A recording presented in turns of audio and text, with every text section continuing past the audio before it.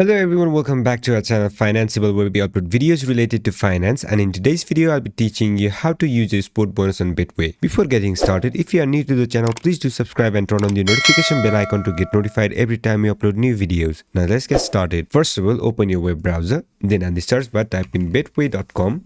Once you type it in, you'll get to this web page. On this page, you'll have to log into your account, and if you don't have an account, you can sign up for one by clicking on this button. And be careful while signing in, because for example, if you're creating a new account, you'll have to select this option where it says sports under welcome offer section, because if you select on no welcome offer, you can't use the sport bonus. So make sure to click on this option while creating your account. Once you have done so, log into your account, and once you log in, you'll get to this home page. Now you can go to any sports that you like to bet on, and then select your odds.